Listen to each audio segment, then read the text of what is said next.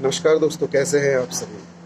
आशा है स्वस्थ होंगे और बहुत अच्छे होंगे, होना भी चाहिए। आज मैं यहाँ आपके सामने कुछ सवाल लेकर आया हूँ।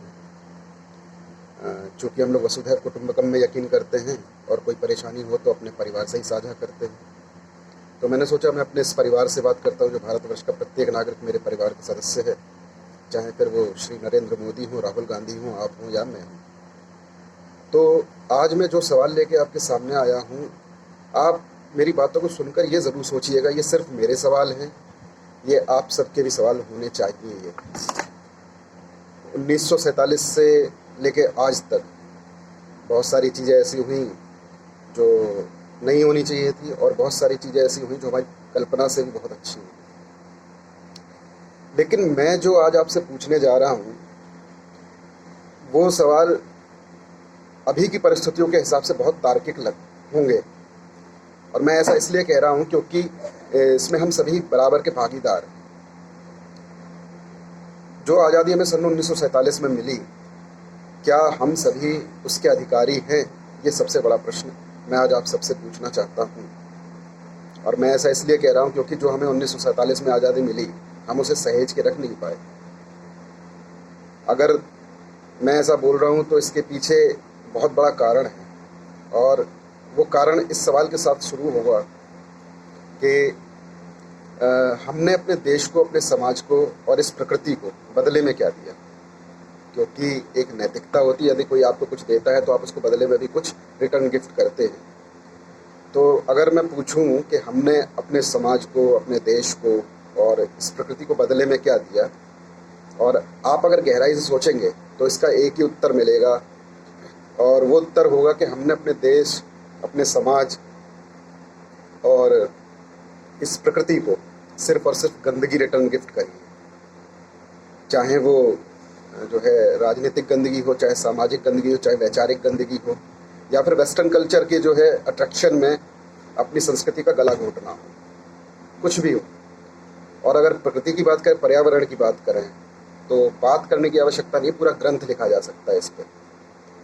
क्योंकि हम ऐसे समाज में रह रहे हैं जिस समाज में हम बहुत आसानी से जो है उंगली उठाते हैं दूसरे के ऊपर, क्योंकि विधाता ने हमको एक विशेष गुण दिया हुआ है कि हम सामने वाले पे उंगली बहुत जल्दी उठाते हैं। चाहे वो हमारे देश के आदरणीय प्रधानमंत्री जी हों, चाहे वो श्री नरेंद्र मोदी हों अथवा श्री मनमोहन सिंह जी हों, हम लोग जब जब चाहें, जहाँ चाहें, जैसे चाहें प्रधानमंत्री पद का अपमान कर सकते हैं। देखिए, एक बात समझने वाली है, प्रधानमंत्री कोई व्यक्ति विशेष नहीं होता। प्रधानमंत्री एक पद होता है और वो पूरे देश का अभिमान होता है, प्रतिष्ठा होता है। लेकिन हम लोग फ्रीडम ऑफ स्पीच के नाम पर अपने देश के सबसे सम्मानित और प्रतिष्ठित पद को कभी भी, कहीं भी, किसी भी तरह से मजाक बनाकर छोड़ देते हैं। आज मैं आपसे जिस मुद्दे पर बात करने के लिए आया हूँ, उस मुद्दे को शायद अभी कोई गंभीरता से नहीं ले रहा है, क्योंकि जितना मैं देख, सुन और समझ रहा हूँ। मैं आज आपसे बात करने आया हूँ पर्यावरण पे, और मैं इसलिए बात करने आया हूँ क्योंकि बहुत ज़्यादा आवश्यक है। और यदि आप सभी इस पर सोचेंगे गौर से तो शायद आपको भी लगेगा कि यह कितना आवश्यक है। कोरोना से पहले, अगर हम लोग कोरोना को थोड़ी देर के लिए साइड में रख देते हैं, कोरोना से पहले भी हम लोग एक लड़ाई लड़ रहे थे, अगर आपको याद हो तो। और दिल्ली सबसे ज़्यादा सफ़र कर रहा था, जिसमें सभी लोग लगभग मास्क लगा के घूम रहे थे। खुली हवा में सांस लेना बड़ा मुश्किल था, और ये सब हो रहा था पॉल्यूशन की वजह से। और अकेले वातावरण का पॉल्यूशन जो वायुमंडल में था, वही एक ऐसी चीज़ नहीं थी। बहुत सारी चीज़ें ऐसी चल रही थी, जैसे नमामि गंगे प्रोजेक्ट, यमुना सफाई अभियान, बहुत सारी ऐसी चीज़ें चल रही थी। 40 दिन के लॉकडाउन में आपने देखा होगा कि अभी मैंने एक वीडियो देखा, भी कुछ दिन पहले ही आया था, शायद ऋषिकेश या हरिद्वार से कहीं से आया हुआ था वो वीडियो। तो गंगा जी का जल इतना क्रिस्टल क्लियर हो गया है कि जिसका वर्णन नहीं किया जा सकता। मेरा प्रश्न ये था, ये कैसे हो गया? नमामि गंगे प्रोजेक्ट बहुत समय से चल रहा था, यमुना जी साफ़ हो गई हैं दिल्ली में, कैसे हो गई? यमुना सफाई अभियान बहुत समय से चल रहा था। अगर आप कहें कि ये सब उन प्रोजेक्ट की वजह से हुआ है, तो भाई साहब आप अपने आप को धोखा दे रहे हैं और खुद से झूठ बोल रहे हैं, चाहे आप हो चाहे सरकार हो। ये सब संभव हो पाया क्योंकि हम लोगों की एक्टिविटीज़ कम हो गई। 40 दिन के लॉकडाउन में जब हम घर पे बैठे रहे, हमने कुछ नहीं किया, तब प्रकृति ने खुद का उपचार खुद कर लिया। इसमें हमारा कोई योगदान नहीं था। हाँ, अगर हमारा योगदान था तो हमारा योगदान था इनको गंदा करने में। अब जब प्रकृति ने अपना उपचार कर लिया है तो हमारी जिम्मेदारी क्या बनती है? एक महत्वपूर्ण प्रश्न यह भी है। बहुत सारी चीज़ें मेरे पास बात करने के लिए, लेकिन मुझे वीडियो बहुत ज़्यादा लंबा नहीं करना है, कारण कि आपके पास समय बहुत कम होता है। वैसे आप वेब सीरीज़ या फिल्मों को देखते हो अपना समय व्यतीत कर सकते हैं, लेकिन शायद ज़रूरी बातों के लिए आपके पास समय बहुत कम होता है। फिर भी कोशिश करूँगा छोटा से छोटा वीडियो बने और आप तक मेरी बात पहुँचे, क्योंकि ये बात सिर्फ मुझसे जुड़ी हुई नहीं है, ये सभी से जुड़ी हुई है। क्योंकि हमें ये सोचना है कि हम आने वाले समय में अपने समाज को, आने वाली पीढ़ी को क्या गिफ्ट करके जाएंगे। अब मैं पर्यावरण की जो बात कर रहा हूँ, इसी में अब नई चीज़ों को जोड़ रहा हूँ। तो सरकार ने जो नियम बनाए हैं आपको लॉकडाउन में छूट देने के लिए, उसमें बहुत सारी चीज़ें ऐसी हैं जो दंड का प्रावधान है उसमें, कई चीज़ों के लिए। अब मैं सवाल सरकार से भी ये पूछना चाहता हूँ, जब आपने ये तय किया कि आप लॉकडाउन में कुछ छूट देंगे विशेष जगहों पर जो कोरोना से उतना ज़्यादा प्रभावित नहीं होंगे, तो आपने सबसे पहले शराब के बारे में क्यों सोचा?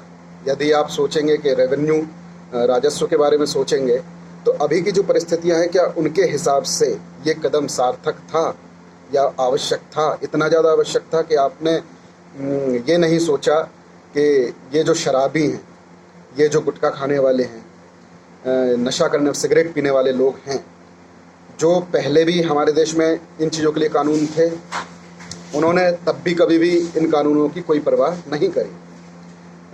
आपने देखा होगा यदा कदा कहीं ना कहीं आपको कहीं एयरपोर्ट्स पर, कहीं रेलवे प्लेटफॉर्म्स पर लोग स्मोकिंग करते हुए और शराब का सेवन करते हुए, और गुटखा, सबसे ज़्यादा तो गुटखा जो इधर उधर थूकते रहते, गंदगी फैलाते रहते हैं, ये सब आपको कहीं ना कहीं मिल गए होंगे। मेरा सवाल ये है कि आप चाहे कितना भी दंड कर दें, चाहे कितना भी डर फैला दें, जो लोग आपके डंडे के बल पे अपने घरों में नहीं टिके लॉकडाउन में, पुलिस लगानी पड़ी, पुलिस अपनी जान जोखिम में डालकर, और कितना डॉक्टर के साथ में, कितना पुलिस के साथ में अभद्रता हुई, इसके वीडियोस सोशल मीडिया पर भरे पड़े हैं। तो मेरा प्रश्न यही है कि जो लोग डंडे के बल पे घरों में नहीं रुके, वो दंड जो आप आर्थिक दंड आपने लगाया है, उसके बल पर क्या कि ये जो गंदगी है इसको नहीं फैलाएंगे क्या? इसका मतलब आप कहाँ कहाँ इस चीज़ की मॉनिटरिंग करेंगे कि अगर कोई गुटखा खा रहा है तो वो थूक नहीं रहा है, या कोई सिगरेट पी रहा है तो मास्क का प्रयोग कर रहा है या नहीं कर रहा है? ये आप कैसे मॉनिटरिंग करेंगे इस चीज़ की? ये कुछ ज्वलंत प्रश्न है। हालांकि मेरे पास बात करने के लिए बहुत सारी चीज़ें थी और मैं चाहता था विस्तार में बात करूं, लेकिन वही बात है कि समय आप सबके पास भी नहीं है, तो मैं छोटे छोटे प्रश्न आपके सामने रख रहा हूँ, और यदि आपको इन प्रश्नों का उत्तर मिले तो आप मुझे ज़रूर इसका उत्तर दीजिएगा, क्योंकि ये परेशानी मेरे दिमाग में काफ़ी समय से घूम रही है कि जब कोरोना जैसी चीज़ जिसको लोग बहुत हल्के में ले रहे हैं, और कई वीडियोस बने सोशल मीडिया पे, कोरोना से किसी का कुछ नहीं होगा। कई लोग ऐसे थे जिनके लिए लग रहा था कि कोई ऊपर से ऐसी चीज़ आई हो जो उनको नुकसान नहीं देगी, हालांकि उनके भ्रम मिटे हैं कुछ लोगों के। अभी कुछ लोगों के दिमाग में अभी भी एक कीड़ा घूम रहा है, क्योंकि आप देख लीजिए रोडों पर अगर पुलिस ना होती तो सब रोड पर ही घूम रहे होते, ये बात तय है। तो मेरा प्रश्न, सबसे बड़ा प्रश्न जो है वो आज मैं जिस लिए मैं आपके सामने आया था, वो था पर्यावरण। तो मैं आपसे यही पूछना चाह रहा था कि जो गंगा, जो वायुमंडल और जो हमारी नदियाँ, बाकी नदियाँ जो अपने आप साफ स्वच्छ हो गई हैं, अब जब लॉकडाउन खुलेगा तो हमारी उनके प्रति क्या जिम्मेदारी रहेगी? हमने जैसा इनको छोड़ा था लॉकडाउन से पहले, हम वापस इनको उसी परिस्थिति में लेके आएंगे? फिर से नमामि गंगे प्रोजेक्ट चलेगा, यमुना सफाई अभियान चलेगा, करोड़ों रुपए उस पर खर्च होंगे।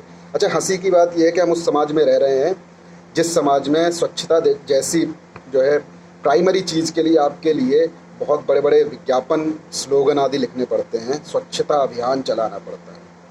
और हम उस समाज में रह रहे हैं कि जो अपने ऊपर तो उंगली नहीं उठाना चाहता है, लेकिन सामने वाले पे, चाहे वो हमारे देश के प्रधानमंत्री हों या कोई भी हो, उन पर उंगली उठाना चाहता है। मुझे लगता है हम सभी को सबसे पहले अपने ऊपर उंगली उठानी चाहिए। और यदि आप गंभीरता से सोचेंगे, अपने परिवार के बारे में सोचेंगे, अपने समाज के बारे में सोचेंगे, शायद आपको मेरे प्रश्न तार्किक लगेंगे। उम्मीद है आप सभी इन प्रश्नों को समझेंगे, और यदि आपके पास किसी के पास उत्तर हो तो मैं अवश्य उस उत्तर को जानना चाहूँगा कि हम इस परिवार को, समाज को, देश को असल में क्या दे रहे हैं।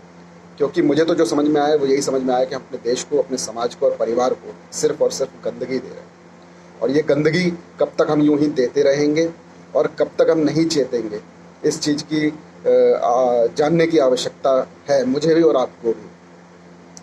मैं ये भी जानना चाहता था आपसे कि जो वायुमंडल अब, जो एयर क्वालिटी इंडेक्स अब से पहले इतना ज़्यादा बुरा था कि उसमें हम निकल नहीं सकते थे बाहर, अब कई जगह पर वो जो है ग्रीन हो गया है, मतलब हम गुड हो गया है, जिसको मतलब हम वहाँ पर जो है अच्छे से सांस ले सकते हैं। कई जगह ऐसी, अगर आप